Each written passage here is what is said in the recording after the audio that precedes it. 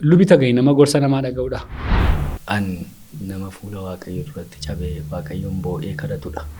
Mindaa dhaabbataa ta'uu qabdanii sana dhiistanii gara hojii wangeelaa dhufuun hin cimu ture. Baay'ee forwaardidha isheenii. Ati diktaatariidhaa hinaan jetti si'a tokko tokko. Namoonni yeroo waa'ee keessa yaadan akkaataatti yaadan qabu.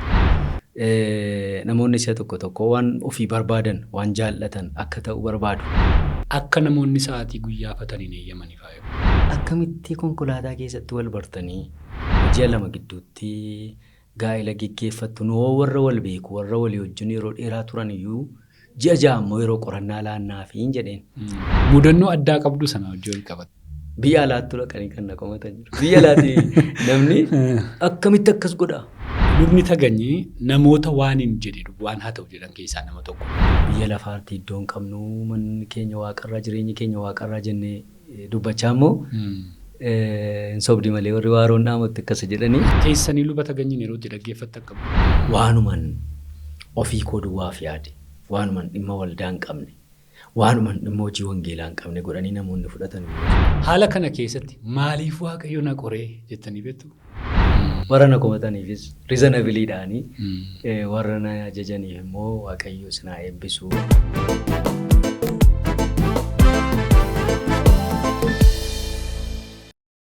Bakka jirtan hundumaatti nagaa fayyaanni waaqayyo isiniif haa baay'atu. Akkam jirtu daawwattoonni Buddusee TV narras deebi'ee dhufeera. Egaa Budduseen beektu yaadota jajjaboo beekumsa akkasumas immoo muuxannoo namootaarraa qornee gara keessanitti isiniif dhiyeessina.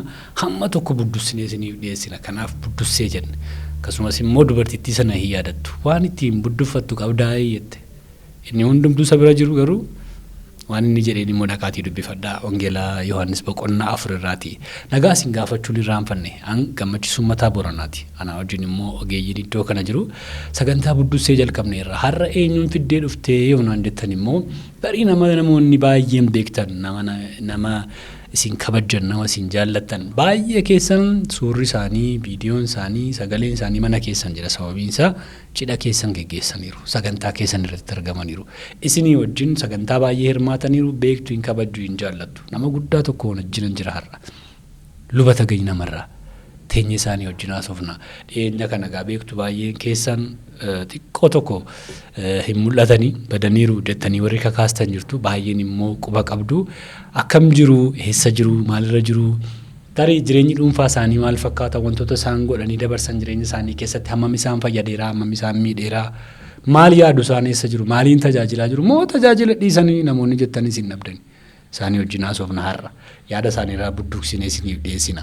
Sagantaan kun egaa akkuma beektan yeroo garaagaraatti namoonni nu bira dhaabbatu leensi cuukkoon har'as cuukkoo bareedaa isaa keessummaa keef dhiyeessitee cuukkoonaaf dhiyeessitee jirti waaqayyo ishee eebbisu namoonni cuukkoo barbaadan ajajachuu dandeessu akkuma kana immoo odaa elektirooniksiin meeshaalee kamiyyuu yoo barbaadan nu bira kottaa boolee odaa taawurii irratti nu argattu isiniin jedhu isaanis ispoonsara sagantaa kanaatti guddaa godhan isaaniin galateeffadha. Sagantaan keenya jalqabeera eessayyuu naqinaa nu wajjiniin tura.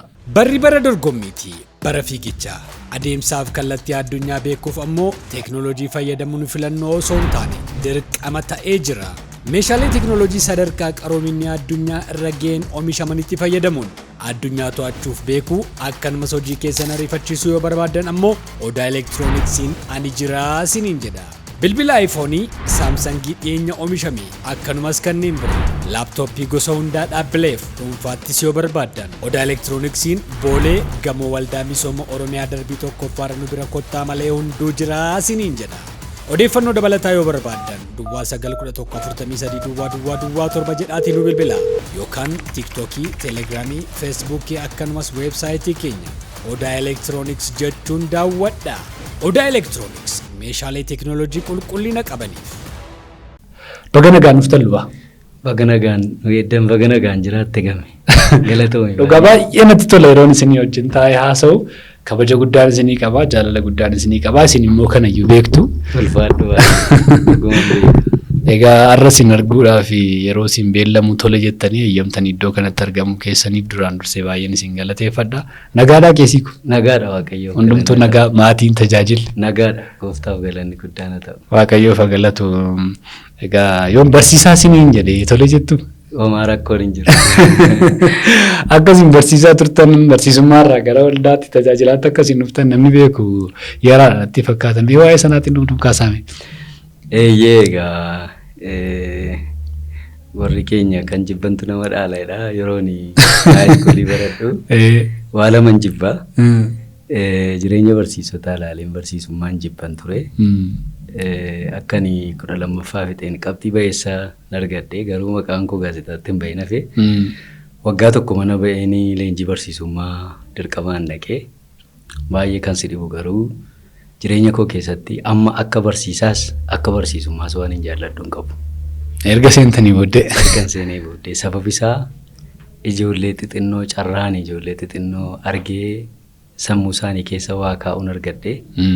Amma ijoollee dookteroota, injiinaroota iddoo gurguddaa jiran anaanu parsanaalii kan na yaadatanii na gargaaran waan an argee fi isa kanatti jireenya koo keessatti hojiin baay'ee jaalladhuuf piroofeeshiniin baay'ee kabajuudha barsiisummaan. Barsiisummaan. Namoota ogummaa sana keessa jiraniif kabaja akkamii qabdu amma dhaamsa akkamii? Baay'een kabaja guddaa qaba. Dhugaama isaa dubbachuuf hojicha wantan jalqabayyuu jibbuu ogummicha salphaa godhee miti. Garuu ilaalcha namoonni qabaniif jedhee egaa anis wallaalaa ammoon ture waan ta'eef sanaaf baay'ee wallaalummaa waan hin qabuu fi barsiisummaa kana piroofeeshinii isaan jibbitu hin ta'in ilaalcha namoonni qabantu anaanis ilaalcha na qabaachisa yeroo. Ergasii garuu waan ilaalcha kana cabsuun jireenya koo keessatti argaa ture. Even yoo leeveliin isaanii goodaa ta'e baadiyyaa keessa jirullee ta'e barsiisonni guddaadha, cimoodha, beekoodha. Barsiisonni namoota baay'eedhaaf bu'aa ta'anidha. Piroofeeshinii hundumaarra, piroofeeshinii fayyaarraa, kan injiinariirraa, kan waan garaagaraa biyya kana keessatti, addunyaa kana keessatti gargaarurraa beezii akka inni ta'e keessatti hubadheera. Naagaleera kanaaf namoonni baay'eetti toluutu irra jira. Even rakkachaallee gammadaa jiraachuutu isaan irra jira. Ilaalchi namootaa salphaa ta'uu danda'a. Anaan waan na mudatee jira. Egaa barsiisaan bu'uura beekumsa hundumaati. Achumaa dhufa mitiiree ogummaan hundumtuu achumarraa leenji'aa erga baratees booddee namni ogummaa garaagaraa keessa gala. Isin barsiisaa taatanii miindeeffamtanii qacaramtaniitu hojjettanii miindaa dhaabbataatu qabdanii sana dhiistanii gara hojii wangeelaa dhufuun hin cimu ture. Dhugaama isaa dubbachuu fi ana duwwaatti tun ta'e maatiitti obboloota kootti baay'ee cime. Obboleettiin koo tokko kan hunduma keenya dursaa gara amantii dhuftee naanis gara waldaatti kan nageessite hangafa keenyatu jirti. Gaafan yeroo koo guutuu kenne jedhamu baay'ee gaddite. Gaafan mana ishee dhaqu akkas naan jette. Teellaan dhiiraa guuboo dhoofti yaabee waldaa hojjetoota gadariyaa jirtutti immoo hojjetaa wangeelaa taataa yeroo akkasii kana keessa naan jette. Abbaa manaan ishee nama waaqayyooti. Nama baay'ee waldaa gaggeessuudhaas hojii gara biraa hojjeta garuu akkas jedhe namni kun mul'ata qaba fagoo ilaala waan ta'eef dhiisii waaqayyo waan isatti agarsiisee qabaa jedhe. In cima. Waan hundumaattuu cima. Yeroon isaa immoo yeroo barsiisummaan deebi'ee guddachuu jalqabe ture. Yeroo piroofeeshiniin kun mi'aawuu jalqabe ture. Mindaanis fooyya'uu jalqabe ture. Ani gadi bu'eetan kanan hojii kana jalqabe mindaa isaan qaburraa gadi bu'een jalqabe. Garuu baay'ataaf immoo jajjabinan ta'e warra hojii wangeelaa keessa jiraniif immoo jajjabinan ta'e yeroo namoonni baqatan ture. Yeroo hojii wangeelaa keessa jiran gara hojii mootummaa barbaaddachuutti deeman ture. Anaaf garuu yeroo asii gadi bu'uu yoo ta'e yeroo gaarii yeroon immoo namootaaf jajjabina waldaaf jajjabina ta'ee ture. Namoota ogummaa sana keessa jiraniif dhaamsa qabdu amma akka lubaatti akka nama ogummaa sana keessa tureetti jabaadhaa waan jettan qabdu. Barsiisotaaf dubbadhee yommuu fixu. Ganan jaalladha roon jedhu dhuguma garaa koorraati. Mucaa tokkotu jira abbaan isaa waajjira barnootaa keessa hojjeta. Tarii miidiyaa kanaan dhaga'uu danda'a mucaan kun iddoo jirutti maqaan isaa Kookabuu jedhee moggaase abbaan isaa. An garuu Bakkalchoodha maqaan keen jedheen.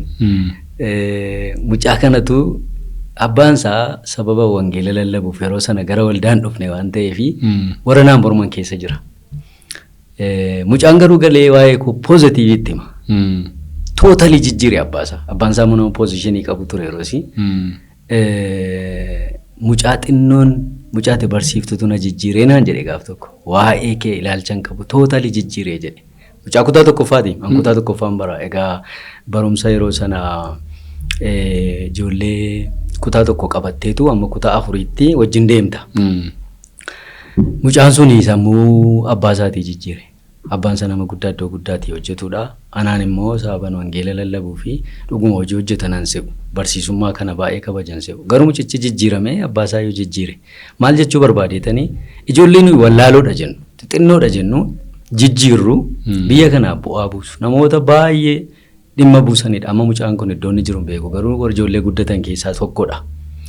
Maal siin jechuu barbaadeetanii namoota dhaggeeffatanitti ergaan dabarsuu barbaadu. Ijoollee wajjin namoota ola deemoo wajjin yeroo aarsaa kaffallu waan salphaa isinitti fakkaatee isinitti mul'atin hojii guddaa hojjechaa jirtu. Jabaadhaa dhalootumtu gatii keessanii yaadata jedhee yaada. Isa waaqayyoo gatii baasu duwwaamtuu hin ta'in dhalootiyyuu barsiisummaa fi yeroo itti kabaja guddaa kennuun dhufa jedhee ta'e yaada. Baay'ee ulfaadha. Egaa har'a kanan isin waamee fi ani beektu fuuldura manaasaa waltajjii irratti immoo yaada namoonni duuba haasa'an akka garaagaraatti kaasan fidee wajjin mari'achuu jaalladha. Baay'een isin kabaja baay'een isin jaalladha yeroo isiniin jedhu yaadota namoonni kaasan yookaan immoo wantoota dhaga'u xiinxalu immoo isin gaafachuu dhiisu. Namoonni yeroo waa'ee keessan yaadan akkaataatti yaadan qabu. Tajaajila keessan beekan, barsiisa keessan beekan, kadhannaa keessan haala garaagaraatiin namni isin yaadata. Namoonni tokko garuu maal jedhu lubni taganyii namoota waan hin jedhe waan haa ta'u jedhan keessaa nama tokko namoonni jedhan jiru. Akkan jedhe haa ta'u, akka yaade duwwaa haa ta'u, akkan karoorse duwwaa haa ta'u namoonni jedhan hima jiru mitiiree namoota sana keessaa isaan tokko isaanii xinnoo lubni taganyii amala akka kanaa qabu jedhu. Dhuguma akka kanaatiin. Galatoomii gammee akkasis mitis hin jedhu. Lachuusaa garuu nan ibsaa. Iddoon itti akka kana fakkaadhu jira. Mucaa kootu mucaa hangafatu durbadha. Baay'ee forwaardiidha isheenii. Ati diktaatariidhaa hinaan jetti si'a tokko waan namarraa dhageessuun. Nan fakkaadhaa hoon jedhaan. Yeroo na biraan fakkaattu garuu namootatti akkas fakkaattaa naan jetti. Eeyyee nan fakkaadhaan jedhaan. Waldaa keessa yeroo jiraattu keessumaa waldaa yeroo geggeessitu waldaan dhagna waaqayyooti dhanna kiristoosidha. Toora qabdi seera qabdi. Biyya lafaa keessa waan jirtuu fi toorri ishee kun seerri ishee kun diigamuu hin qabu eegamuu qaba. Yoo seerri ishee diigamaa jira diigamaa deema ta'ee geggeessaan homaayyuu hin eegne jechaadha. Qaama kana eeguuf toora ishee eeguutu barbaachisaadha. Ani immoo toora kana eeguudhaafan muudame. Toora kana eeguudhaafan waldaan na muudde na keesse waan ta'eef ittiin gaafatama toora kana. Toorri kun caccabuurra, toorri kun diigamuurra an parsanaalii miidhamuutu gaariidha jedhee tan fudhadha waan ta'eef isa kananii diffandi godha. Eega yeroo isa kana eeddummoo nama hin gammachiistu. Namoonni si'a tokko waan ofii barbaadan waan jaallatan akka ta'u barbaadu. Waan ofii gammadan dubbachuu barbaadu gochuu barbaadu. Sun immoo yeroo hin taane immoo na dura goree jedhanii yaadu waan ta'eef akkasitti fudhatu. Yoo akkas ta'uu baate rakkoodha. Nama tokkotu nama baay'ee jaalladhu kabajuudha. Lubni taganyii diktaatariidha ittiin jedhu. Angaruu tunni diktaatarii miti ta'eenii isa jibbaa naan jedhan dhufanii. Ituutti diktaatarii miti taate. Ituutti seera waldaa kana hin koo jetteen kabachiistu ta'een si jibbaa naan jedhan. Maaliif hin jedhe? Itoo akkasiin ta'u ta'e waldaan hin eegamtu naan jedhan. Yeroon geggeessummaarra waldaa keessa jiru akkas gochuu kootiin waldaan eegamuu isheetti baay'ee bu'aa qabeettii taati. Namoota muraasaaf garuu kun gammachuu hin kennu. Egaa garuu akkuma isin amma jettan kana namoonni fuulaa fuulatti dhufanii ati diktaatariidha, ati akkasidha jedhanii mayyuu isin qeequu jechuudha. Namoonni akka barbaadan ta'uu barbaadan immoo isin yemmuu fididdan. Eeyyee. Fakkeenyaaf waldaan sirna gaa'ela waldaa keessatti geggeeffamu akkaataa isheen itti kabaju toora qabdi. anan sana irratti siiriyeesiidha. Gaa'ila eeguu irratti siiriyeesiidha. Tajaajila abbaan barbaade akka barbaadeen tajaajilu. Toora eegee tajaajila keessa lixuutu irra jira. Fakkeenyaaf atamma kutaa biyyaatii dhufta waraqaa fudhattee. Kutaa biyyaatii tajaajiluu dandeessa. Garuu waldaan keenya pirinsipilii qabdi, toora qabdi. Toora sana keessa dhuftee galtee hojjechuudhaafi toora waldaa kanaa fudhachuus irra jira. Yeroo kana na gaafatanii isa toora sana nitti hima. Inni toorri sun liqeeffamu gadi ba'anii namicha kanatti akkas godhee jedhu. Waan na mudate gaaf tokko gaa'ilaa wajjin jara tokkotu umuriin isaanii namoota waggaa 40 keessa ta'u waraqaa fidatanii dhufan. Waraqaa fidatanii dhufan kun seenaa madhugaadha. Waraqaa fidatanii dhufanii lachuun isaanii waraqaa geggeessituu baatu. Waraqaa geggeessituu natti kennanii tole jedheen simadhee nan gammada yeroo namni waraqaa fidatu iddoo isaan dhufan gaafadheen foormii kenneefiin foormii guuchisaa jira. Ituma foormii guutanii akkasnaan jedhan. Ji'a 2 booddee gaa'ela godhachuu barbaannee jedhan. Isin lamaa immoo ji'a 2 isheen jettu xinnoo na rakkise sabisaa nuyi dargaggoota waldaa keessa jiraniif iyyuu yeroo ji'a 6 keenyee jirra. Namoota beeknuuf iyyuu. Akkasii kanaafi kunoon danda'amu seera keenya mitiin jedheen. Akkam seerri keessan? Seerri keenya ji'a 6 jedha. Mee akkamitti wal bartan eessatti wal bartanii jedheen. Konkolaataa keessatti wal barre kaleessa wajjin dhufnee naan jedhan.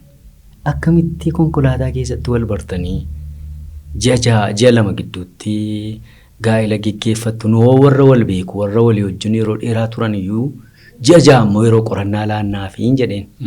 Kun adeemsa waldaati kun sirrii mitii naan jedhan. Naan kun adeemsa waldaati sirriidha mootii sabab isaa gaa'elli waan salphaa miti. Akkuma fiiganii lixan fiiganii ba'uun hin danda'amu. Karaa irratti wal baranii seenaa walitti himanii dhugaa walitti himanii waan tokko waan wal duukaa deemtan isinitti fakkaachuu danda'a. Garuu biidhama qaba. Bor rakkoo fiduu danda'a. Kanaaf waan gadi fagoodha kuni. Kanaaf hin eeyyamnu jedheen. Fidi shanyii keenya naan jedhan. Harkaa butatan keessumaa isheen durbaa baay'ee aarte. Baay'ee na dheekkamte. Egaa jarri kun gadi ba'anii wanti isaan jedhan isa kanadha. Namoota akkasii kana baay'een argadha. Sabab isaa waldaarra yeroo jirtu keessumaayyuu waldaa amantoota Oromoo Finfinnee yeroon tajaajilu waan akkasii kana baay'eetu na mudata siin jechuu barbaadeen tajaajilaa wajjin gaa'ilaa wajjin wal qabatee jireenya gaa'ilaa abbaa manaa fi haadha manaa araarsanii dheekkamanii araarsuu wajjin wal qabatee wanti na mudatu waan akkasii baay'ee jira siin jechuu barbaadeen. Egaa yeroo sanatti namoota baay'ee keessumsiistu namoota baay'eetu dhufa namoonni kun immoo gadi ba'anii waan baay'ee haasa'uu danda'u mata dureen baay'een ka'uu danda'a. Garuu irra deddeebi'ee akka fakkeenyaatti kan ta'u tokko ammas waa'ee gaa'ilaa kaastaniittu akka namoonni sa'aatii guyyaafatanii hin eeyyamanii faayya. Hin eeyyamu. Sirriidhu. Maaliifan hin eeyyamu dursaa yeroo laannaaf carraa laannaaf akkaataa isaan ittiin guyyaafanne mijeessinaaf itti himna kana hundumaa barsiisa keenya keessa keenye yoomsii mijataa jennaan guyyaa lafoo firiidhaa jennaan. Fakkeenyaaf dafinoodhaan majmaataadhaan dafinoo boqonnaan qaba. Garuu namni gaa'ilan geggeeffadhaa sa'aatii akkasiitti yoo jedhee anfiriidha. Sanbat duraa yoo ta'e garuu sa'aatii murtaa'aadha kan nuyi qabnu. Sa'aatii 5 walakkaadhaati hamma 7 walakkaati. Sabab isaa kwaayiriin hundumtuu gaafa sana qophaa'u. Meeshaan iddoon nuyi qabnu murtaa'aadha. Iddoo murtaa'aa qabnu meeshaa murtaa'aa qabnu kanaa wajjin gaa'ila kana geggeessuun walitti finnee geggeessuun nurra jira. Kun immoo yeroo barbaada. Egaa inni tokko sakaan miidhuu hin qabu. Inni tokko sakaan balleessuu hin qabu. Gaa'ila duwwaa geggeessina miti jireenya afuuraa hojii afuuraa bor tajaajila waldaa kiristaanaa kan itti fufsiisu hojjenna waan ta'eef. Egaa kanaa wajjin inni walitti hin bu'in hojjechuutu nurra jira waan ta'eef ittan hima. Kun immoo murtoo kooyyuu miti. Murtoo jaarsolii waldaati. Murtoo geggeessaati. Sa'aatiin iyyuu akka mallatteessisnu gaa'ila yeroo akkasii sa'aatii akkasiittan dhufee godhadha jedhanii akka isaan mallatteessan iyyuu akka nuyi dirqisiifnutu murteeffannee kaa'annee jirra waldaadhaan. Garuu isa kana yoo jirra nu ishinu saabisaa garmaleema itti fe'uu ta'a jennee waa yaannuuf garuu sa'aatiittiidhaaf baay'een hinaaf. Naman jaalladhu baay'eetti walitti bu'a. Mucaa tokko tajaajila waldaa keessatti baay'een jaalladha jireenya ishee eeggannaa isheen qabdutti baay'een jaalladha. Gaddalee argeen itti himaa ture. Gaafa isheen gaa'ela godhatte garuu baay'een itti dheekkame. Baay'een itti dheekkame lachuu isaaniitti. An akkasitti isiniin eegu jedhee. Sababni isaa haala mijeessinee fi guyyaa laannee fi iddoo isaan ka'uun irra jiran iddoo akkasiitii ka'aa akkasitti akka itti mijeeffadhaa jennee yeroo sun ta'uu diduu isa waldaa zeeroo goone jechaadha. Isa kan waldaa dhimma dhabne jechaadha. Namni gaa'ela isaa keessatti waldaaf dhimma hin qabne gaa'ela isaaf dhimma qabaa'oo inni jedhu gaaffiidha. Waldaa fi gaa'ela walitti finnee mata duree irratti dubbannu qabna. Diskas goonu qabna. Waldaan maayinni jireenyi gaa'elaa maaliif bu'aa ta'uu qaba isa jedhu wanta dubbannu waan qabnuuf sanaa hojii wanta baay'ee kaasnee waan mari'annuu fi kun hubatamuutu irra ture. Garuu isheen dheekkamu duwwaadha amma booldi ta'ee kan qabu. Ishee dhagaa isheen diktaatarii na jechisiiftu. Akkan godhuun qabu waan hin ta'e. Egaa seerri waldaa yeroo tokko gaaffii kaasa. Kan inni gaaffii kaasu inni waldaan waldaa makaana Yesuusii erga ta'ee waajjirri giddu galeessaa seera baasu qaba. Gumiin waliigalaa walitti qabamee jechuudha. Kaawunsilii walitti qabamee seera raggaasisu qaba. Isa kanaan alatti sinodoosiin immoo qaawwawwan argaman irratti seerota baasu qaba. Gadi bu'ee garuu har'a waldoota keessatti seera mataa isaanii baasu waldoonni. Kun nuti irra ta'a kanatti akkasitti bulchinaa jedhanii jaarsoliin seera baasan qabu. Inni sun iddoo garaagaraatti garaagarummaa hin qabaata. Keessumaa magaalaa gurguddoo keessa waldoota jiranii fi kutaalee baadiyyaa keessa immoo waldoota jiranii wajjin seerichi garaagaraa. Isa kana fa'aa akkamii walitti araarsitume? Shaakala isaan qaban, muuxannoo isaan qaban, beekumsa isaan qaban, ilaalcha isaan waa'ee tajaajilaa qaban, waa'ee gaa'elaa qaban garaagara baay'ee. Isa kana fa'aa akkamitti walitti araarsitu? Egaa waldaan akkuma ati jettee caasaa qabdi. Caasaadhaan seerri jiru jira. Amma waa'een gaa'elli ji'a ja'aatti jedhu kuni akka waliigala waldaati. Waldaa hundumaatu irratti. Guutummaa waldaa makaana Yesuusii keessatti. Akkaataa geggeeffamaa sa'aatii geggeeffamaa isa jedhu kana garuu wanti kaa'amee hin jiru. Egaa isa kana amma namni tokko biyya Ameerikaa jiraata. Biyya Ameerikaatii dhufa. Imeeliidhaan xalayaa ergatee waan garaagaraa godha. Imeelii isaa kanarrattan waan jiru kana hundumaa steet godhaaf. Ilaa akkasitti adeemna. Sa'aatii akkasii akka goona jedhee. Yeroo inni dhufu immoo kanan biriif godhaaf. Isa baadiyyaa gadi fagoo diillaadhaa dhufu. Diillaa gogolaatii dhufu. Goda sana Dambidoolloodhaa dhufu. Booranaa dhufu. Moyaaleedhaa dhufu. Kanan ibsaaf. Waldaan ilaa akkasitti si geggeessitii jedhaan. Sirri keenya ji'a ja'a. Kana barbaanna barachuutu sirra jira. Barachuuf akka itti haala sii mijeessina. Yeroo barattee jirtu gaafa gaa'ela keetiin mola akkas ta'uu qaba. Carraan nuyi siilaannu guyyaa lafooti yoo ta'e sa'aatii akkasii si geggeessina. Sanbatarra yoo ta'e immoo sa'aatiin nuyi qabnu ishee kana gidduudha. Kun immoo walitti akka nu hin buusne.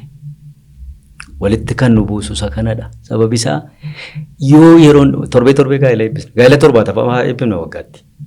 Torbee gaa'ela lama fa'aa eebbisna.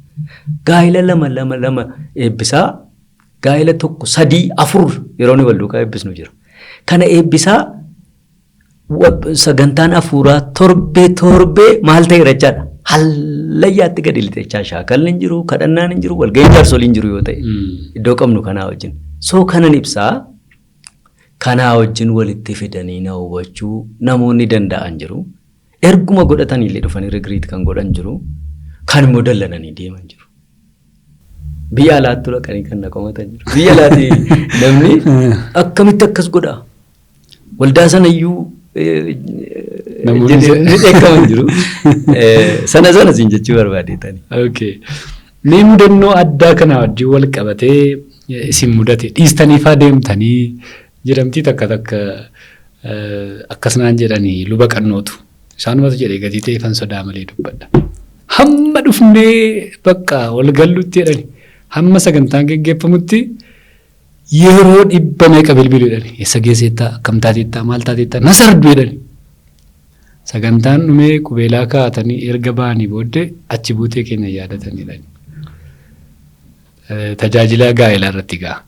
Isa malee immoo iddoo tokko immoo afaan bannee taa'aa oolla eeguudhaaf jedhani. Galatoomaa namni nuun jedhee deemu nama yartuudhaadhaan. Tajaajila gaa'ela geggeessuu keessa wanta baay'eetu jira. Tarii isin immoo akkuma kana kan itti aartan fa'aa kan itti dheekkamtaa kan bakka jiramtiiree takka Mudannoo addaa qabdu sana wajjin wal qabatee. Mudannoo baay'een qaba. Garuu lama waan hin irraanfanne guddaatu jira. Tokko mucaa tokkotu Ameerikaadhaa dhuftee cidha geggeeffatti. Dr. Dabalaa Birrii wajjin geggeessina. Dr. Dabalaan sirna geggeessu allan lallabaa. Kwaayiriin keenya kwaayirii caa kan jedhamantu cidicha irratti tajaajila faarfata gaafataman. Mooraa Betelee mana barumsaa keessatti dunkaanni dhaabbateetu achitti qophaa'an jirri kun humna qabdi mucaan. Sa'aatii meeqna eenna seete? Sa'aatii 5:00 beellamne amma sa'aatii 10:00 enne.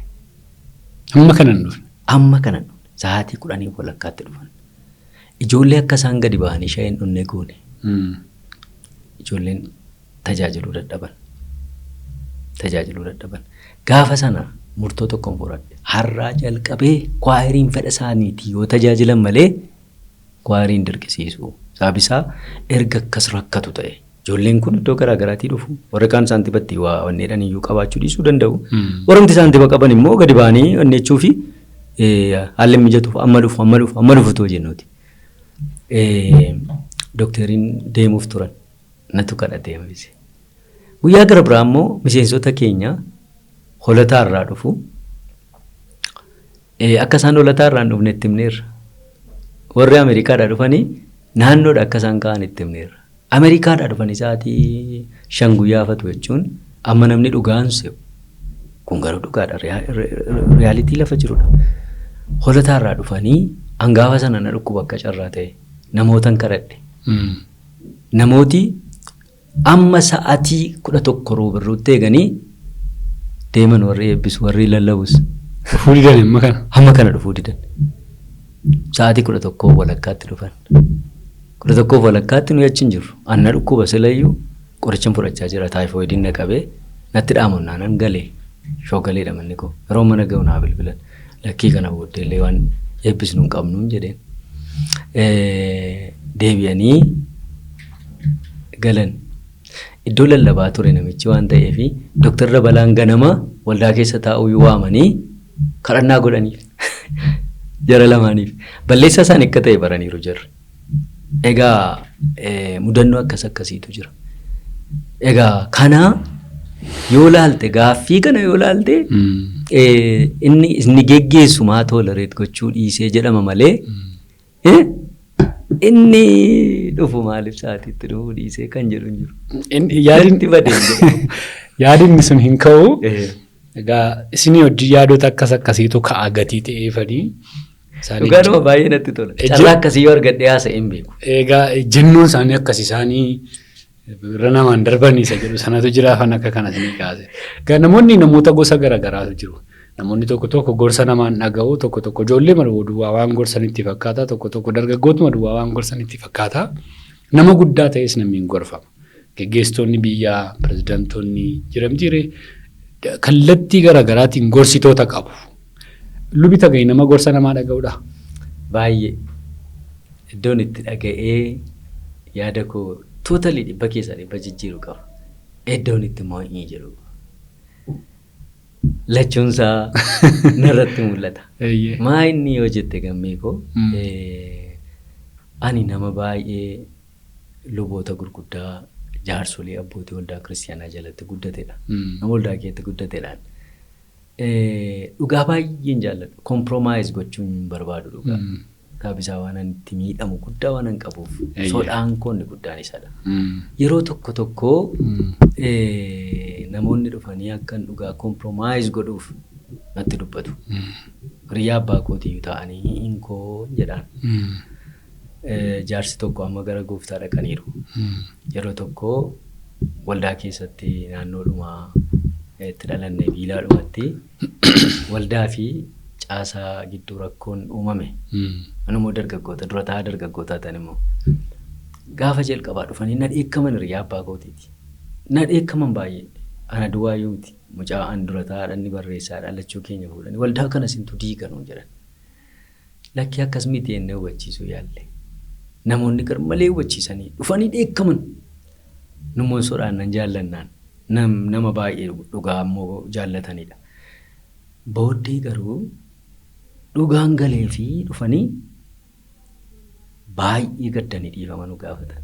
Waan nuyi jennu sun galuu fi didee dheekkamanii aaranii bakka isinan jibbeeyyuu nuun jedhanii nama akkasitti hin jedhantu hamma dhumaatti isin wajjin jiran dhufanii. Deebi'anii dhufanii. Egaa namoonni akkasii jiru. Namoonni dhugaa jaallatan dhufanii yeroo isaan si gorsanii kan itti fudhattu. Dhugaan immoo si rakkisee inkoo ittiin jettu immoo jira. Kana malee immoo yeroon namoota gurguddaa mitiiti. Ijoollee umuriin isaanii ol adeemuun gorfamu jira. Baay'ee ani mana koo keessatti wanti amaleeffamaani ijoolleen koo naa kadhatu na gorsus na dheekkamus haati warraa koo akkan itti lallabullee. Ani baay'een ariifadhan ture yeroo wangeela lallabu dur. Baay'een ariifadha. Sababni isaa waan baay'ee daqiiqaa muraasa keessatti dubbachuun barbaada. Sa'aatiin baay'ee kabajama waldaa keenya keessatti waan ta'eef waan baay'ee waan an qophaa'ee daqiiqaa muraasa keessatti dubbachuun barbaada. Haati warraa koo gaaf tokko na teessistee qilleensatti maartamoo nama tamma kana si duukaa ariifatee dhagaa nan jette. Ergasii baay'een of fooyyesse. Amma yoo na ariifadha jedheeyyuu wanti sun dhufee kilik na godhu. An nama ijoollee kooyyuu haadha warraa kooyyuu dhaga'uudha. Namoota baay'ee dhaga'ee nama wanta gochaa jiru ilaaluudha. Wanti gochaa jiru hundumti isaa sirriidha jechuu koo miti. Wanti gochaa jiru dogoggora qaba. An namadha. Miiran qaba. Ilaalchan qaba. Kanaaf akka namoonni jedhanitti miti. 50 ta'aa laata yookiin immoo inni fudhadhu yoo 60 ta'aa laata jedhee yaada. Dhugaa dubbachuudhaaf luba kolaa dhibbatti nama dhaga'uun sirrii miti. Sababiin isaa isinis nama sammuun keessan yaadaa hin hojjettu. Yaadi namaa immoo kallattii lama mitiire. Inni kan gaarummaadhaaf dhufa inni kaan immoo hamminaaf dhufa. Tokko diiguu balleessuu dhufa hambisuu dhufa mitiire. Hin dandeessuu sirrii miti. Dogoggorteettaan hundumti isaa gaarii miti. Of dhaggeeffachaa deemuun baay'ee wanta barbaachisaadha. Isa kana keessaa isin keessan dhaggeeffattu moo qilleensa dhaggeeffattu yeroo jireenya keessan geggeessitan? Namoonni tokko biyyi maal jedheedhu abalufaa waa'ee koo maal jedheedhu hin dhaggeeffatu namootarraati. Gartuun akkasii maalidha? Iddoo akkasiitii maal jedhu? Isa sanaan geggeeffamtu moo keessan dhaggeeffattu ofii? Baay'ee murtoon kooyyuu inni iddoo guddaatti kennuyyuu isadha. Yeroo namoonni waan dhugaa natti dubbatan sagalee waaqayyoon qabanii natti dubbatan waa sirreessin akkas kun kana sirreessutu sirra jira naan jedhan keessi koo dafee wajjin walii gala taanaan yeroo iyyuu hin kennu. Garuu immoo si'a tokko immoo akkuma sitti hime namootumatti kabaju namoota guddaa ta'anii yeroo isaan karaa irraa immoo goranii waan qilleensa irra jiru fidanii lafa kaa'anii ittiin namoonni gochuu barbaadan immoo danda'een godhadhu. Yeroo tokko waldaa amantoota Oromoo Finfinnee kana keessatti nama guddaadha. Hin dhufan ijaarsi tokko nama guddaadha. Nama gaggeessaa irra turanidha. Nama iddoo guddaa hojjechaa turanidha. Waan baay'ee naa kaasan. Waan baay'ee naa kaasanii adeemsa waldaa waan tokko naa kaasan. Akka dogoggoraa jiru akka wanti baay'een dogoggora keessa jiru naa kaasan. Keessi koo na fudhachuu dide. Sababi isaa giruuppii ijaaramee giruuppii sana akka waan keessa hin jirreetti natti dubbatu yeroo dubbatan. Giruuppii sana keessa jiru garuu qaamaan giruuppicha keessatti hirmaadhee hin beeku garuu riyaalitii giruuppichaati kan isaan kaasan. Keessi koo hin dide. Dhumarratti akkas naan jedhan. Ati waldaa kana madaaltuu naan jedhan. Ati beekumsaanis muuxannoonis waan tokko waldaa kana madaaltuu naan jedhan. Maal egaa inni na waame yoo madaaltanaan jedhee ani immoo tamittan isa sin jettan dhaga'ee madaalodhee fudhadharee erganni beekaan inni guddaan madaalta jedhee nan madaaladhee man taa'ee jiraan jedheen maal siin jechuu jedheetanii yeroon akkasitti diduu qabaa. Yeroon fudhadhu immoo jira. Yeroon immoo taa'ee dhaggeeffadhee fudhadhu jira. Akkuma kana waldaa wajjin waa walitti qabate gaaf tokko haala deemsa waldaa rakkina waldaa keessatti uumame wajjin walitti qabeetu namni tokko nutti dubbata. Hundaa'uun luboota nama lama wajjin teessiseeti nutti dubbata. Ati kana gochuu hin dandeessu si'i rakkinni bakka namoonni siin himatu jedhe. Ana moo Baqaana taanaan aniifin waan na miidhu yoo ta'e akkasitti erga na hubatanii waan na miidhu yoo ta'e fudhadheeraan jedhee. Yeroo sana resignation gashe dhaqee resign godhe dhaqee yeroo sana waggaa 1.8 resign godheen calmadhee taa'een wangeela lallabe. Maaliif waan isaan naan jedhan hafuura koo wajjin walii galee dhugumayyuu akkasitti na hubata namni dhugumayyuu akka itti ilaala. Kanaaf I have to submit jedhee hafuurri koos dafee fudhate. Wanti isaan jedhan situ akkas godhaa jedhan anatu akkas gochaa jira miti nan beeka. Garuu inni isaan jedhaniif waldaa oolchuuf anis wanta irratti walii galu keessi koos dhugaan ni jaallatu tokkotti waan kilik na godhee fi immediately fudhadhe. Boodaan hungalee dhalaa barreesse. Maanguddoonni hin fudhanne hin didan. Hin ta'uudhaan naan morman laakkii. Ani immoo kanatti walii galeeraan jedhe. Waldaan seefdi ta'eera waan sanaan. Yeroon sun waldaa hambiseera oolcheera. Kanaaf baay'ee dhageessu taanaan egaa wanti guddaan isa kana namoonni baay'een of hin dhaga'anii har'a. Garoof dhaga'uu hin jiranii qilleensa dhaga'uu namoota dhaga'uu oduu bakkee kanaa dhaga'uu deemaniitu eenyummaa isaanii isa sirrii gatuu isaanii yaadatu. Namoonni to'isanii fi naannoo isaaniitti odeeffannoo fidaniif immoo yeroo tokkorra ga'eema deemu. Namni akka keessanii namni lubatee namni itti gaafatamni guddaan harka jiruu fi waaqayyo isa waame immoo eenyu caalaa of dhaga'uu qaba waaqayyoon dhaga'uu qaba jedhee tayyaadha. Kanaaf hangaaffii kana isinii kaase. Lubaa dhandhamtaniitu cuukkoo kana jaallattaniitu itti deebi'uu dandeessu. Namoonni akka isaan mi'eeffataniifanii. Egaa kanneen hawwitan barbaaddanis immoo bilbiluu dandeessu. Bilbilli keenya danarra jira leensii cuukkoon bakka isin jettanitti isiniif ergiti. Har'a leensii cuukkoo kana fakkaatu hundeesseetti. Odaa elektirooniksiin immoo isinii wajjinan jira jedhee ispoonsara sagantaa kanaa nuuf ta'eera.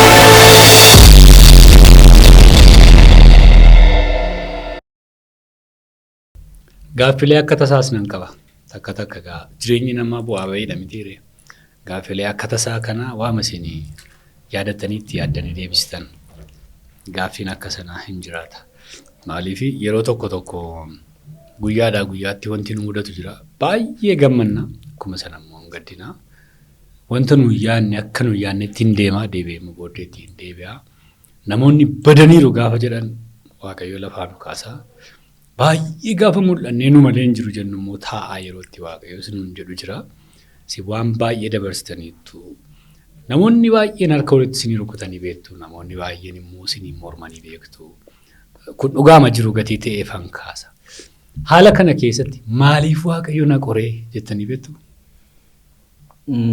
Nama taate kana jechuun dhiistu. Namoonni gurguddaan macaafa qulqulluu keessa jiranis jedhaniiru. Eliyaas fa'aa jedhaniiru, Ermiyaas fa'aa jedhaniiru. Iyyoobinni waaqayyo baay'ee jajatu jedheera. Namoota gurguddaan jedhaniiru. Anis nan jedha. Garuu hin gungumu. Maaliif amma kana na barbaadde? Maaliif amma kana appan daawunsiin natti baay'ata? Maaliif namoota wajjin akkan chaalenjii guddaa keessa jiraadhu gootee nan jedha. Hin gungumu garuu. Garuu gaaffiin kun hin ga'a. Gaaffiin kun dhibba keessaa dhibbanuma qaba. Numa jira. Keessa kee numa jira. Sin gungumsiisu. Yoo inni gungumii fakkaate iyyuu nan na'a. Nan sodaadha. Baay'ee dinqee.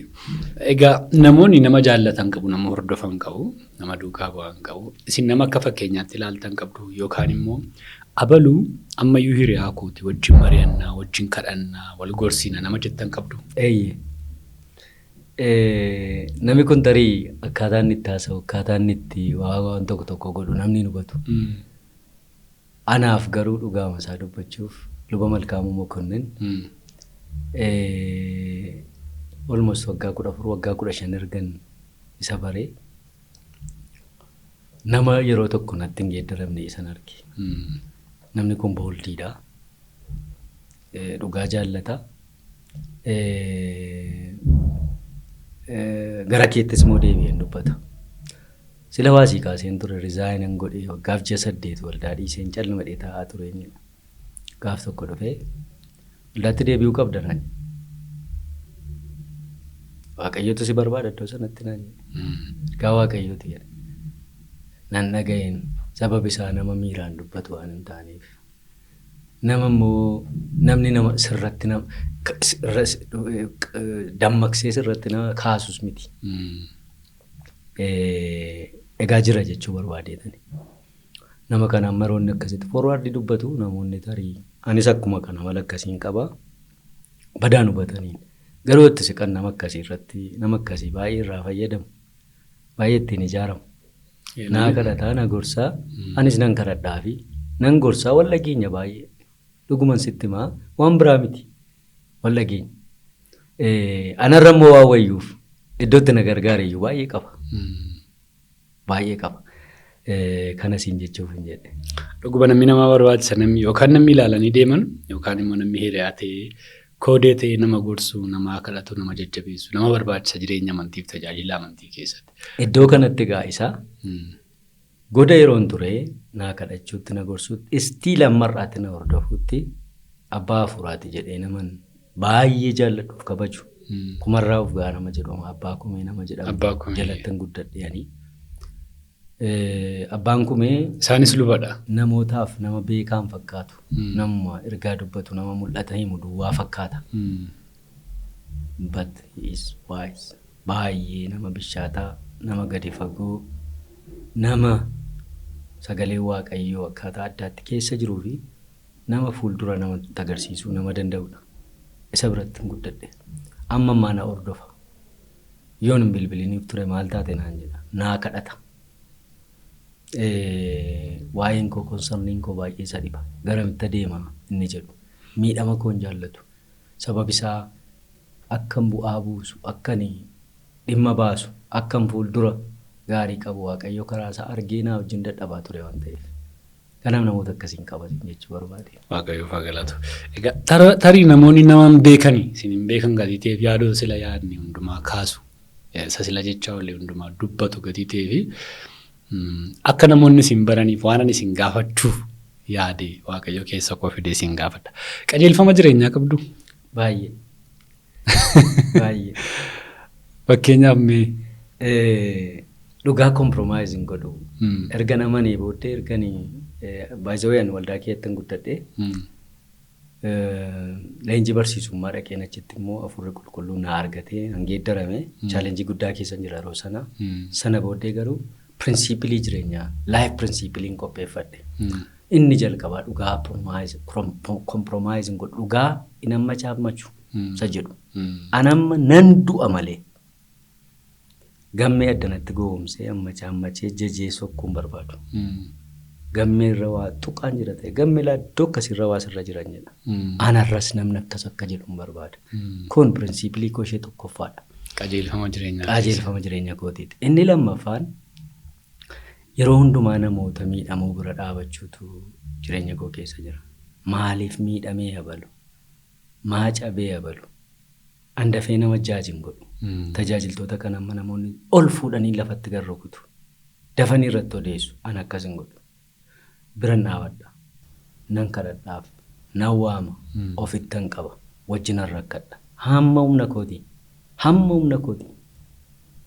Yeroo inni kana keessatti fayyadamuu dadhabu garuu inni namoonni jedhan sirriidhuma jedheetan irraa gora. Kanaaf namoota caban namoota gadi bu'anii baay'een itti siquun baay'een wajjin rakkachuun pirinsipilii kooti. Inni gara biraan wangeela kana jaalladhee namanis miti jaalladheen tajaajilaa isaa ta'es miti. Irraan dhaladhe waan ta'eef waan irraa dhalatte akkatti gattuun qabdu. Wangeela kanaa wajjin waan natti dhufu hundumaa fudhachuun pirinsipilii jireenyaa godhadheen fudhadhe. Baay'ee dinqi sababni isaa kan hundumaa kan isin gaafadhu maa inni giddu galeessi jireenyi isaanii qajeelfamii jireenyi isaanii wantoota biyya lafaa irratti namni tokko wajjin jiraachuu qabu keessaa isa tokko gatii ta'eefan isa kana isin gaafadha. Egaa lubi Taganyii seenaan sila isinii kaase barsiisummaa kaastanii dhuftanii waldaa keessatti hojjetaa wangeelaa taatanii luba taatanii gaggeessaa waldaa taatanii tajaajila hamma kana biyyatti isin beeksise iddoo garaagaraatti isin beeksise tajaajiltanii waan baay'ee qabdu. Waaqayyo gaa'ela isinii kenne, hiriyoota isinii kenne, jireenya isinii kenne, bakka mudannoowwan sila kaasaa oolle baay'ee isinii kenne. Seenaa keessan kana kitaaba gootanii barreessuu yaaddu? Karoora akka sanaa qabdu? Ani dhugaama isaa dubbachuu fi fakkeenya ta'a namootaaf jedhee baay'ee yaadeen beeku. Yoo kana garuu namni tokko naa bilbileetu naman wajjin waldaa godaa jalqabee jajjabeessaa ture warran jajjabeesse keessadha. Seenaa keerraa waan baay'eetu baramaa miinaan jedhe. Hojii wangeelaa hojjettu kana keessatti mee waan tokko duraa booddee isaa qabsiisii waa wanni godhinaan jedhe. Maaltu barama isa jedhuun nan sodaadhe. Ofimuu ta'a. Kanan hojjedhe jedhee of agarsiisuu ta'a. Gaaf tokko dhaloonni waa'ee koo haa dubbatu. Ijoolleen koo haa dubbatan. Isa jedhuun dhiisee ture. Amma garuu waan xinnoo na keessa jira. Maal akkan godhuun beeku. Garuu waan na keessa jiru jira. Dhugaa ammas kanan isin gaafa dhadhee isinitti himne sababa Waaqayyo asiin fideef immoo hin beekamu. Dogoggoroota dogoggortan yoo kaastan, milkiitti milkooftan yoo kaastan, karaara deemtanii dhuftan yoo kaastan namni irraa barataa. Tariitiin beeknu namoota Waaqayyo waamicha lubummaatti waamu kana booddee irraa barachuu danda'u. Sababiin isaa waldaa guddaa geggeessaa turtanii waldaa guddaa kana keessatti immoo waan baay'eetti milkooftaniitu wantoota itti dogoggortan immoo wantoota itti milkooftan yeroo itti teessan sanatti dhageessanii taa'uun kuniyyuu qabxii tokko gatii ta'eef taa'uun nama dhaga'uun qajeelfama qabaachuun kuniyyuu waan tokko gatii ta'ee fi anis dhugaadhatu barreessitanii natti tola. Maaliifi amma waa jettaniitu ofimuu ta'aa jettani already waan darbeedha waan jiraattanidha. Waan ta'edha malee waan haaraa gatii hin taanee fi utuu gootanii natti tola. Inni kan biraani barumsa tokko yuunivarsiitii Finfinneetti barattaniitu. Kaawunsiliing saayikooloojii natti fakkaata. Barumsa akka sanaa barattaniitu. Waa'ee gorsaa, waa'ee dargaggoota gaa'ela irratti, tajaajila irratti kallattii sanaanii gorsuudhaan hin dhufuu oduu jedhu dhaga'een ture. Waan akka sanaa jalqabuu barbaadu lubii wanti jedhamu odeeffamaa ture. Eessa geenye sun? Dhugaadha baay'ee galatoomi qabne. Egaa namni waan tokko hin yaada. Yaaduma Waaqayyoo keessa goree kun dhaloota baay'ee akka inni fayyadu yeroo dheeraan itti yaadee sochii waan tokko gochuu jalqabeen ture. Garuu amma hojii tokkottan jira. Hojii dhibaa tokkotti. Hojiin kun sinodosii dhiyaa isa hangafa sinodosoota waldaa kiristaanaa warra wangeelaa maqaan Yesuus ta'e waldaa ishee jalqaba boojjitti jalqabde hangafa ishee taate lafa waldaan bu'uurri wangeelli afaan Oromootiin itti lallabamuu jalqabe ituu akka isaa durii ta'uu dadhabe waggaa 4 duraa koree deeggarsa sinodosii dhiyaa kan jedhu tuman waldaa geggeessu biyya keessaa biyya alaatti mari'annee jalqabne keessumaa muraasa yoo ta'an malee ijoollee warri biyya alaa faayinaanshaaliis baay'ee waan kana deeggaru biyya keessaas immoo sochii goonee namoonni muraasii yaada kanatti hirmaatanii sinodosii deeggaruu jalqabne turre. Ani immoo akkan hojii waldaarraa dhaabeen jarri kun ofa isaaniitti waamanii dhimma kana ba'aa guddaa qabda waan ta'eef hojii kana itti nuuf fufsiisuu dandeessaa isa jedhu na waamanii. Anis immoo dhuguma ba'aasaa qaba waan ta'eef iddoo kanatti leenjiin kennaa liidarshiippii irratti waldaa anjessuu irratti waldaan faayinaanshalii akka isheen guddattu irratti hojiin hafuuraa akka inni itti fufiinsa qabaatu irratti kanarratti hojjechaa jira. Turee waggoota ergan waldaa dhaabee amma waggaa 3 ta'uu fi egaa 3ffaa keessa jira. Kanarratti hojjechaa jira. Amma waan kanaa wajjin wal duukaa deemuu dide yaada qabaa qophee qabaa. Isa kana yoo namatti argadhee namni represent na godhee gaa hojicha ammayyuu nama barbaada waan ta'eef fuula dura yaada tamma jettu kana baay'ee yaada bal'aan qaba. Mul'ata isaas qaba. Waaqayyoonis baay'een kadhachaa jira. Dhuguma immoo dhimma baasaa. Baay'ee kan si dhibu mana barumsaa macaafa qulqulluu kan Central Ethiopian Synodiin hoogganu Aqaaqii jalatti kan hojjetu Kattaatti manni barumsaa macaafa qulqulluu tokko jira. Mana barumsaa sanarrattan koorsii pastoral counseling jedhu kenne. Ijoollee gara namaa 39 waan akkasiiti koorsii kana kan fudhatan. Baay'ee boo'an ijoolleen kun. Baay'ee boo'an. Sababni isaa multi directioniidha wannichi koorsichi jireenya namaa qabu haala hafuuraa duwwaatu hin ta'in gaa'ela jireenya hojii waan garaa qabata waan ta'eef ituu kun nu bira hin geenye ituu kun amma ammaatti jireenya keenya keessatti hojjeteera ta'e nama baay'ee olchina turre jiranii boo'an. Ani immoo baay'ee natti dhaga'ame. Ijoolleen kun yaadanaa kennan. Kana akkamitti leenjii isaa laachuu dandeessaa? Kana akkamitti irratti hojjechuu dandeessaa naan jedhan. Ijoolleen kun ganna darbee eebbifamanii baay'een irratti yaade almost processii iyyamaa waan garaa jalqabee gara xumuruutti deemeen ture. Hojiin ammasiin jedhu kanatu xinnoo nan hiiksine egaa fuula duratti irratti hojjedha yaada jennuun qaba. Namoonni qophii kana hirmaatan Waaqayyoon naa kadhachuu isaanii na jajjabeessuu isaanii barbaada. Sababi isaa hojiin kun hojii guddaadha. Ani immoo waa'ee gaa'elaa dubbachuutti baay'ee giftididha. Nan eekamas, nan gorsas. Namoota namni dadhabee araarsuun naa salphata. Yeroo kana iyyuu jechuun danda'u. Even ituun ofii kooti gaa'ela keessa illee nu gaa'ela baay'een araarsa. Durumayyuu. Maaliif akka ta'e hin beeku. Amma immoo ofii kooti iyyuu gaa'ela keessa almost waggaa 30 ga'uuf hin jira. Ji'a lamaan tokko duwwaa tafa. Waggaa gammaddu hin Kanaaf hojii guddaadha irratti hojjedha jedhee yaada. Egaan dhugaadha sababa malee hin kaasne tarii namoonni sagantaa kana dhaggeeffattanis qaawwaa bal'aatu jira karaa sana. Waldaa keessaa karaa gorsa dargaggootaa keessattuu karaa gaa'elli har'a baay'ee diigamaa akkuma ijaaramu namoonni baay'een immoo gaa'eluma diigamaa keessa jiraatu. Dhukkuma sana baatanii namni maal jedhaadhaan namoota baay'eetu jiraata. Iccitiin karaa kanaa jiru iyyuu sagantaa meeqaan hin dhumu. Ariitti deebina yeroo gara biraa jedhee yaada. Namni lafatti haasa'uu barbaada har'a. Nama isa dhaggeeffatu barbaada. Kaawunsiliingiin immoo akka sana miti nama ta'anii dhaggeeffachuudha.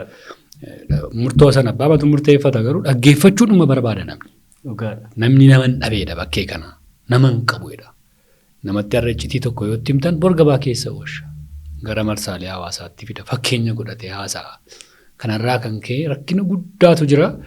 Isa sana adaraa keessan yeroodhaan itti nuu kottaa tarii namoota barumsa akka sanaa baratan baay'ees immoo akkuma dargaggoota ammaa barattoota ammaa leenjistanii karaa gorsa kanaa waldaa kiristiyaanaa keessatti iddoon hin barbaachisa gatii ta'eef irratti nuu hojjedhaan jedha.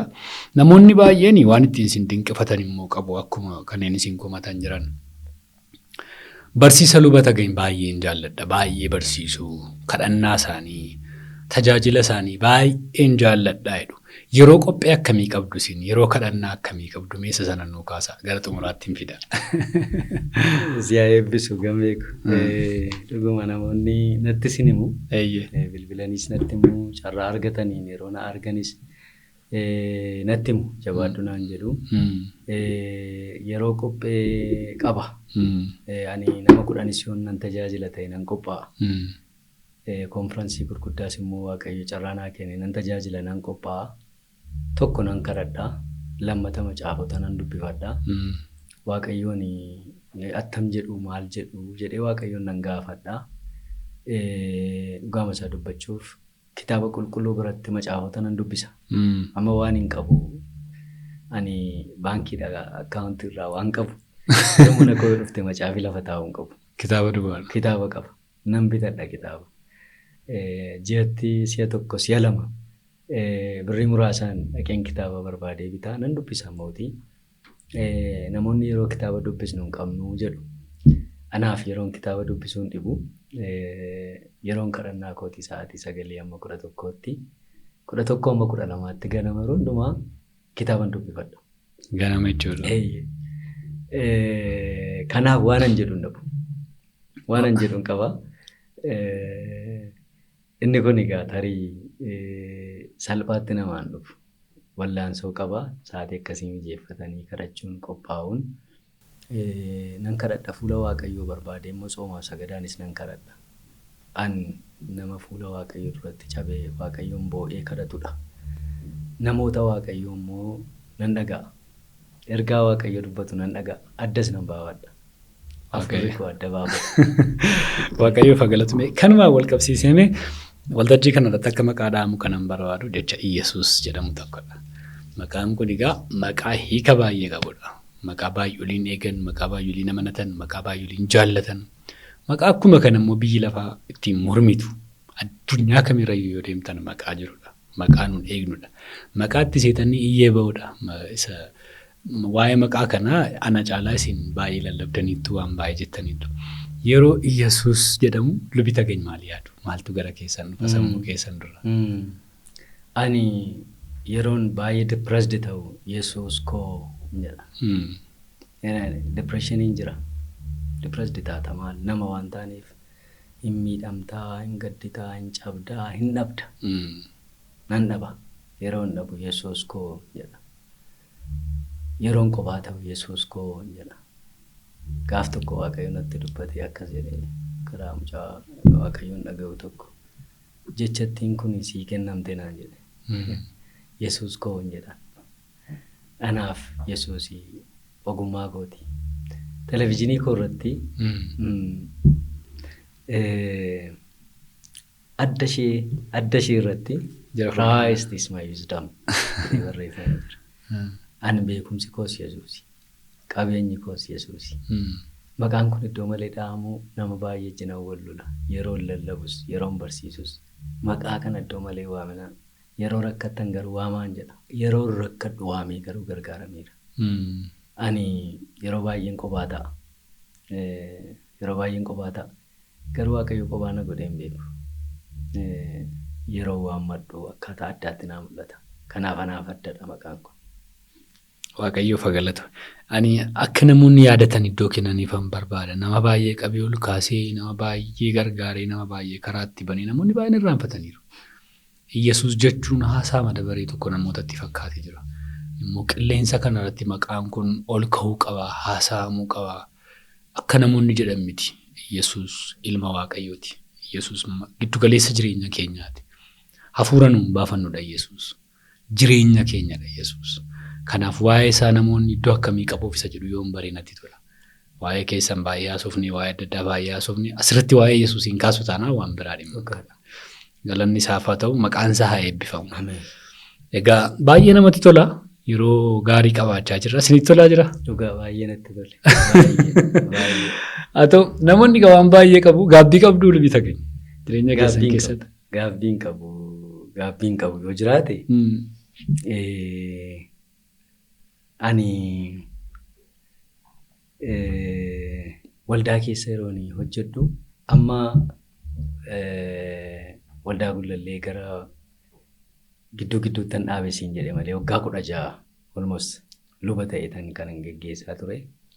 Waldaa Biiftuu Boolees gara ji'a 7 akkasii geggeesseera. GTF hojjedheeraanii. Isa dura waggaa 2 seminarii taa'ee waldaa Biiftuu Booleen tajaajilaa ture. Biyya immoo almost umurii koo waggaa 20 kaasee ammani magaalaa kana dhufetti amma 2000tti waldaadhuma keessatti geggeessaa gara caalu geggeessaa irratti hojjedhe dargaggoota geggeesseera jaarsolii waldaa ta'eera luba ta'e hojjedheera. Amma kana keessatti ani si'a tokko waan ani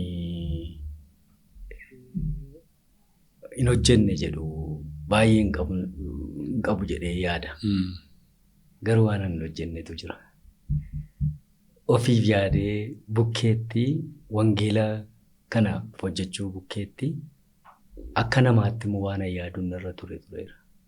Akka namaatti amma biyya kana keessa hojjetooti wangeelaa yeroo keenya guutuu laannaan ciraadhumaanii akka namaatti immoo namummaa taganya inni nama ta'e kun waasa barbaachisa jennee yaadna. Inni gaabbii kooti. Isa hojjechuuf immoo wanti flexible taatu jira. Sagalee Waaqayyoo compromising gootu, dhugaa compromising gootu akkuma sila siin jechaa oolee garuu iddootti flexible taatu qabda. Taganyeen inni jedhu kun anuma qaba. Amma namummaan taganyee kun anuma qaba. Ana keessaa immoo ijoolleetu yaa'e. Anuma qabu. Ammallee ijoolleen sadii gaa of danda'aniiru. Of danda'an iyyuu anuma qabu. Isaaniif iyyuu egeree yaaduun nama narra turedha. Kun warra wangeelaatti hir'ata. Gaabbiin hin jiru hin jedhu. Gaabbiin jira. Garuu karaa sana egaa si'a tokko nuyi biyya lafaa kanarratti biyya lafaatti iddoo hin qabnu manni keenya waaqarraa jireenyi keenya waaqarraa jennee dubbachaa immoo hin sobdi malee warri waaroon dhaamutti akkas jedhanii waa'een quuqamaa yeroo dhufu immoo nutti dhaga'ama. Jechi namaas gochi namaas iddootti nu miidhuu qaba. Yeroo sana immoo deebinee ituun akkas godheera ta'ee utuun akka godheera ta'ee hin danda'ama ture miti jennee yaadna. Wangeela karaa miine har'as namoonni isa kanarratti tu yaadanii jedhaan hojii waaqayyoo waamicha waaqayyoo karaa miine directionii kanarratti tu yaadanii nuyi nama fooniif wannee jirra hafuuras qabna fooniif hafuurri waan barbaadu qaba sana wal bukkeetti yaadutu nurra jira inni kun gaabbii kooti jedhee yaada garuu immoo akkuma siin jedhe immoo wanti immoo jedhu waldaa keessatti yeroo dabarsine kana miidhama qabnu wajjin walitti qabee gaabbiin qabu. Miidhamni jira. Nama wajjin walitti bu'u karoorfadhee nama jibbee nama lolee nama abaaree nama miidheetanii isa gaabba miti. Akkasitti dubbachuu koo akka jechuu koo kana gochuu koo akka itti lallabuu koo seera waldaa eeguu kootti waan hangaabbu tokko hin qabu. Inni baay'ee jabina kooti. Wanti akkaataatti namoonni yaadanii compromise gochuu didee akkaataatti namoonni jedhan waan na gaabbisiisuu hin qabu. Dhugaama isaa dubbachuuf jabina kooti jedhee yaada. Inni biraan jabina kootiyyuu jedhee yaaduun amman yeroo waldaa keessatti mufannaa waan tokko jiru waldaadhaaf hin eeggannaa godha. Baay'ee waldaadhaaf hin eeggannaa godha. Dhugaa waldaa keessa jiru sirriidha. Sagalee waaqayyootu nama liidarii godha. Waaqayyootu nama iddoo tokko kaa'a. Yeroo dhufee naan mormuusu dogoggoraa jedhee duwwaa waan hin godhu. Tarii an yeroo sanatti akkan of ilaalu barbaada. An sirriidhuma ofiin jedha namni sun immoo lubita keenyan sirrii mitiidha. An akkan of ilaalu barbaade waaqayyo jedhee tan fudhadha. Garuu hin cabu sanaan. Miidhama nama fakkeenyaaf waldaa amantoota Oromoo Finfinnee yeroo hojii dhaabu amma waldaa jalqabee waldaa godhe. Maaliif wangeela irraa mufannaa qaba miti namarraa mufannaa qaba miti hojii waaqayyoo irraa mufannaa qaba. Waaqayyoon isatti miti kana na goote jedheen achi hin jira miti. Achi sarraa fagoo hin jira. Ani yeroo hundumaa jajjabaadhee itti fufuun barbaada. Haalli na danquu baay'een yoo jiraate yookaan bira akkamittan darba jedhee yaadee sanarratti hojjedha. Egaa walumaa galanni jechuu barbaade jireenya kee keessatti wanti gaabbituun dhibu tun kana godhee tun akkasitti hojjedhe ta'ee wanti jettu hin jijjiira. Amma diteelii isaa keessa lixu. Haa ta'u egaa maaliifan gaaffii akkasii kaasanii bara isaanii hafe tarii namoonni waan ittiin gaabbine akka hojjetan hin barbaada. Yeroo isaanii hafe irra deebi'anii akka isaan yaadan hin barbaada. Tariitii gaaffii kan biraa kanan isin gaafadhu ejjennoo kana bagan fudhe murtoo kana bagan murteesse.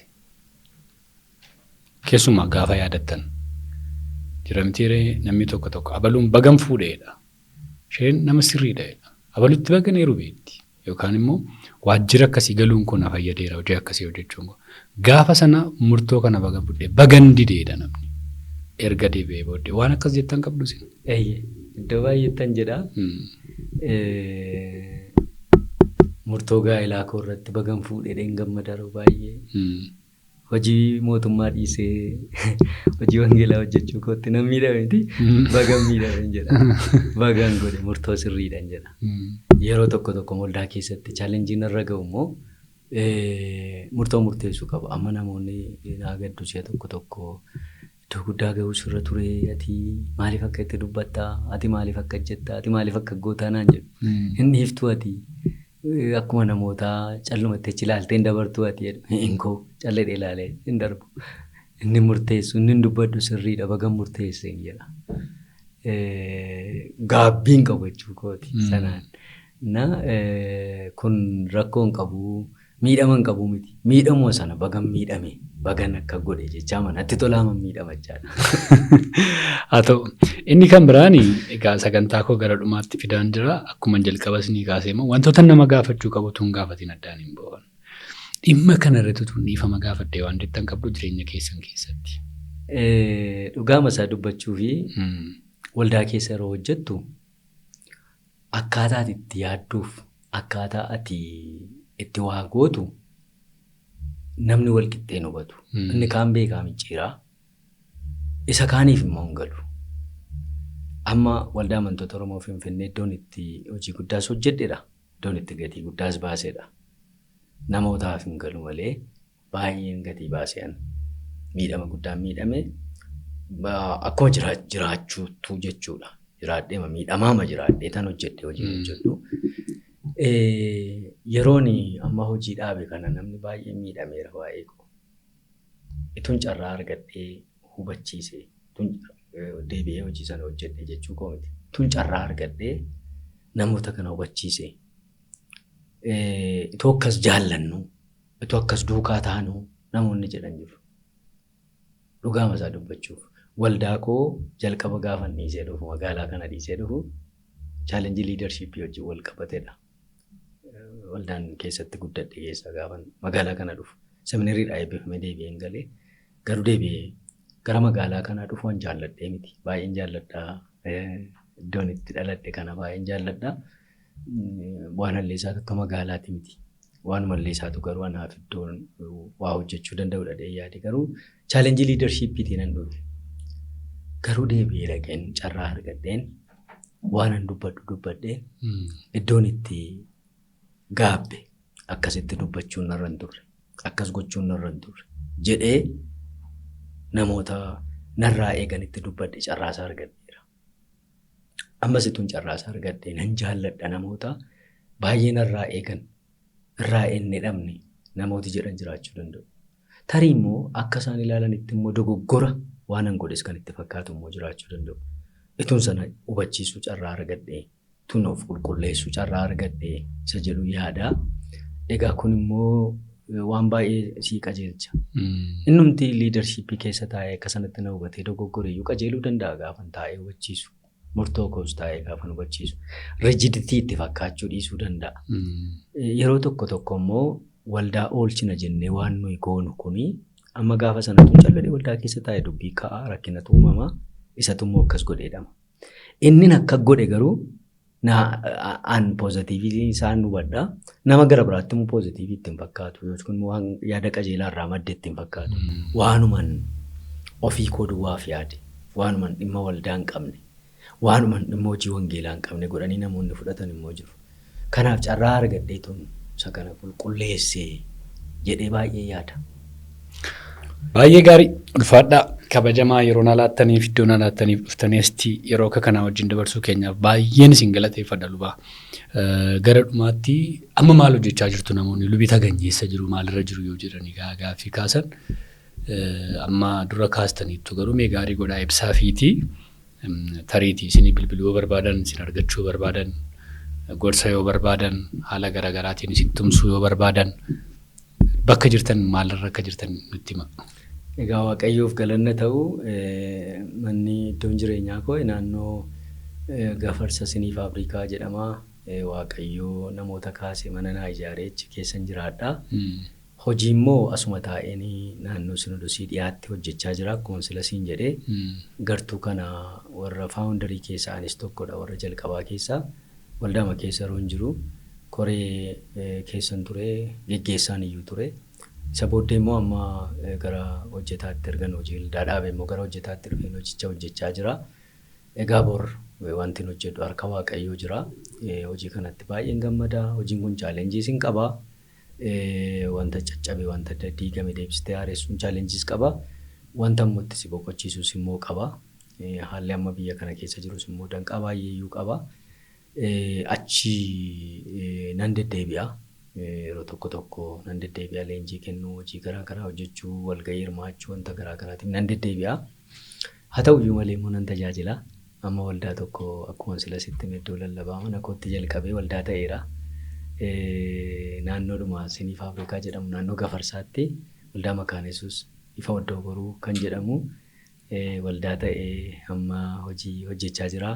Isa keessatti nan tajaajilaa yeroo koo akkasumatti waan tokko waldaarraan barbaadu akkasumatti nan tajaajilaa jira. Mana barumsaa macaafa qulqulluu kan Central Ethiopian Synodiin kattaatti hundeesse barsiisaan jira.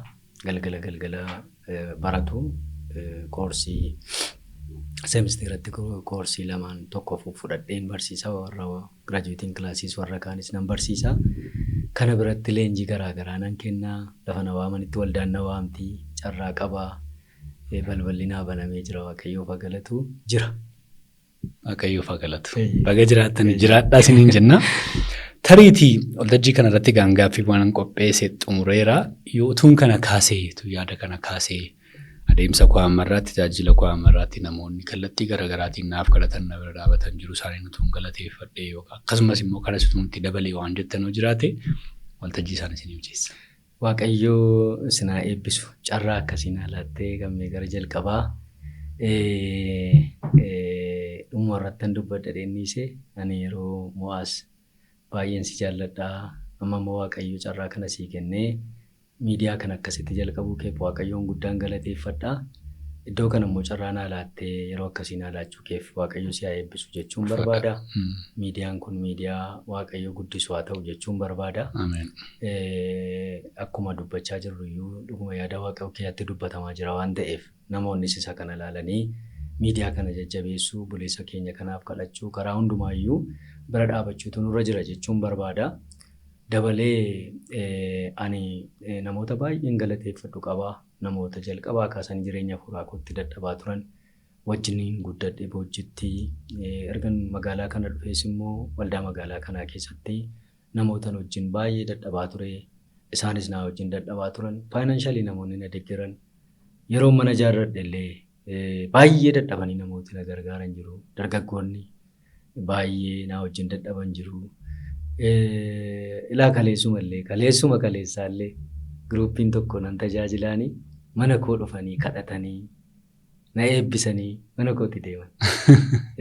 Waaqayyo isaan eebbisu jechuun barbaada namoota akkasii namoota naa wajjin dhaabatan karaa hundumaa tajaajila fuuraa ani isaanii godhuun baay'ee namoonni gammadanii deddeebi'anii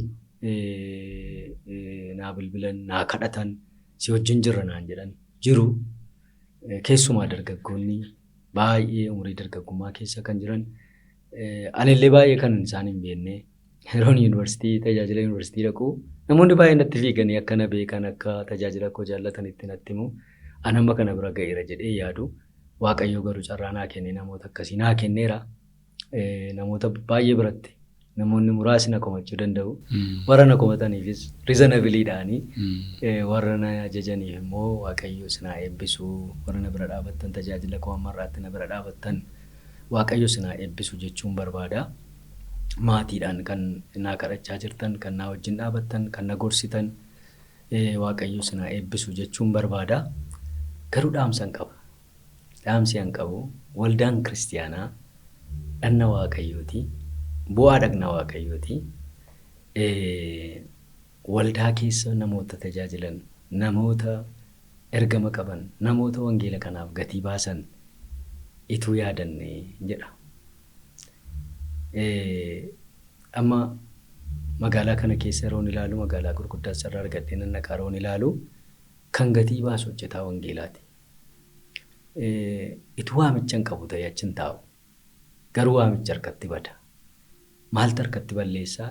Jireenya harkatti balleessa. Chaalenjii harkatti balleessa. Ituma lallabuu danda'u, ituma kadhachuu danda'u, ituma mul'ata guddaa Waaqayyo biraa fudhatee jiru dadhabaa ta'a.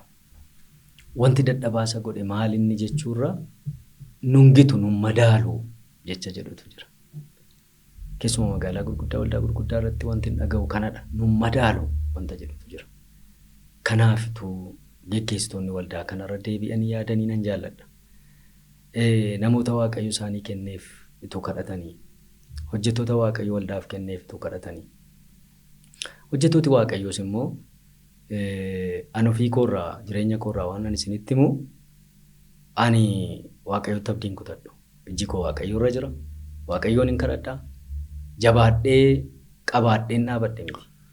Waaqayyoon sababa nama nadhuufan dhaabadhee rakkina dhabees miti. Rakkina mo'adheen dhufee eddana ga'ee kana hundumaa kan na gargaaree yeroo hundumaa waaqayyoon hin amanadhaa, waaqayyoon hin kadhadhaa, sagalee waaqayyoon dubbifadha. Hojjettooti waldaa keessa jirtan waaqayyoon dhaga'aa, sagalee waaqayyoo dubbifadha. Jabaadhaa ija keessan waaqayyoon irra kaa'aa. Warri waldaa keessa jirru immoo haa oo'inuu hojjettootaaf. Miidhama guddaa nan argu. Garaan koo iddoon itti cabu hojjettoota waldaati. Waaqayyo isin haa eebbisu. Ulfaadhaa waaqayyo isin haa kabaju. Gorsa keessaniif yaada keessaniif guyyaarraa waan nu laattaniif baay'ee ulfaadhaa. Eebbifamaa qeesiiku.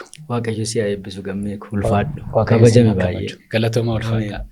Egaan kabajamtoota daawwattoota Buddusee TV qophiin keenyarraa kana fakkaata ture. Dhugaadha. Haasaa tasgabbaa qabbanaa baay'ee barsiisaa tokko akkasiin argattan abdii guddaan qaba. Namoonni waan gaarii dhaggeeffachuu jaallattan, sagantaa kana jaallattaniitu nan amana. Fiigicha hin qabu, girrigirrii hin qabu, waca hin qabu inni kuni. Waan bareedaa waan seenaa qabu waan urgaa'u tokko walii wajjin dhaggeeffachaa turre. Lubata gahee namarraa wajjin yeroo gaarii qabaanne waaqayyo isin haa eebbisu isaaniin jechuun barbaada. Yeroo kan biraa keessummaa kan biraa wajjin deebinee wal agarra. Jajjabeessuun wajjin hojjechuu kanneen barbaadan lakkoofsi bilbilaa keenya asirra jira.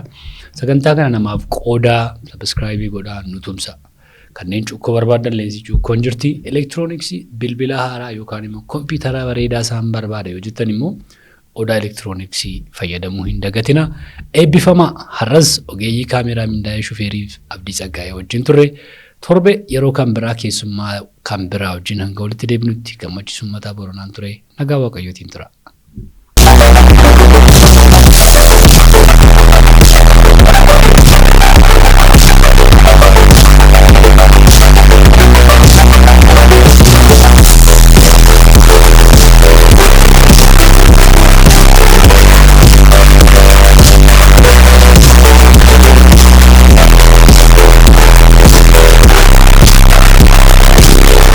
Barri bara dorgommiiti. Bara fiigichaa. Adeemsaaf kallattii addunyaa beekuuf ammoo teeknooloojii fayyadamuun filannoo osoo hin taane dirqama ta'ee jira.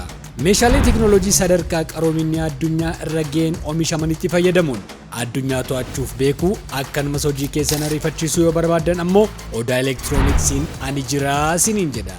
Bilbila iPhoneii, Samsungii dhiyeenya oomishame akkanumas kanneen biroo laaptooppii gosa hundaa dhaabbileef dhuunfaattis yoo barbaadan odaa elektirooniksiin Boolee gamoo waldaa misooma Oromiyaa darbii tokkoffaarra nu bira kottaa malee hunduu jiraa isiniin jedha. Odeeffannoo dabalataa yoo barbaadan Duwwaa 91143 Duwwaa 7 jedhaatiin nu bilbila yookaan TikTokii, Telegiraamii, Feesbuukii akkanumas weebsaayitii keenya odaa elektirooniks jechuun daawwadha. Odaa elektirooniks meeshaalee teeknooloojii qulqullina qabaniif